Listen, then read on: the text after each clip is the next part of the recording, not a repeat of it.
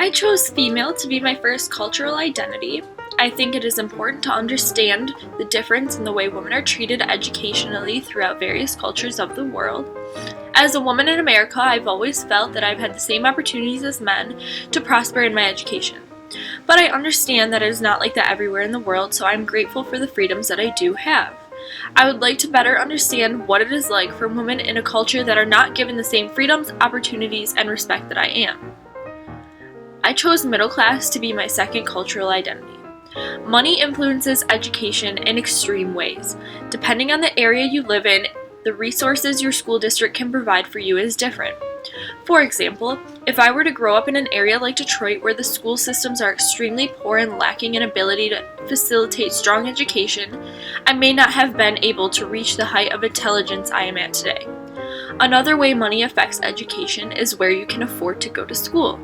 In a lot of other countries, it is much easier to pursue a strong academic career because people in your country are more focused on education rather than other things, and there's more opportunities to receive money for education in other countries, from what I understand. I would like to learn about the difference in educational opportunities due to social class in other countries. My international partner's name is Yulin. He is from China. He's actually my boyfriend's roommate. He's super cool. His major is statistics, class of 2020. Yulin is a male from China. He's a good fit for my project because he can give me the perspective from a different cultural view and a different gender view.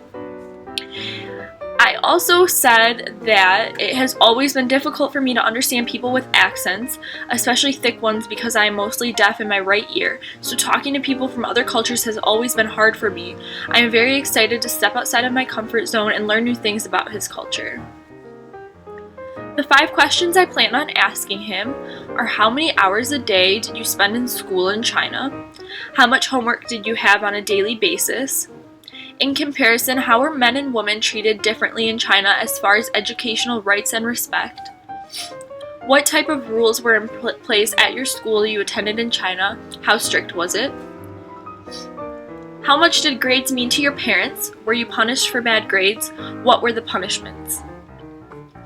For my activity, I would like to take my partner home with me for a day to shadow me at my job. I work at a pizza place in Royal Oak, Michigan, where I am highly respected.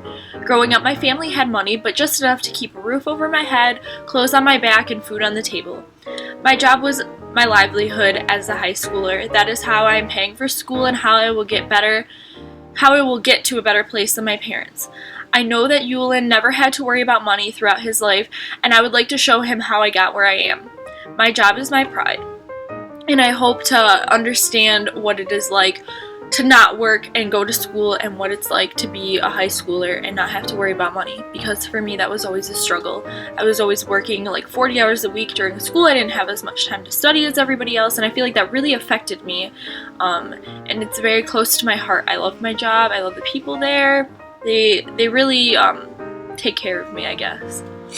And reflecting on what I would like to learn, I hope to understand how different it is to be educated in another country, and I also hope to eliminate some of the biases I have about Chinese culture and education. I feel like there's like a very strong opinion about Chinese education and how parents treat their kids in China, and I would just like to learn from the perspective of an actual Chinese person what's happening in China as far as education.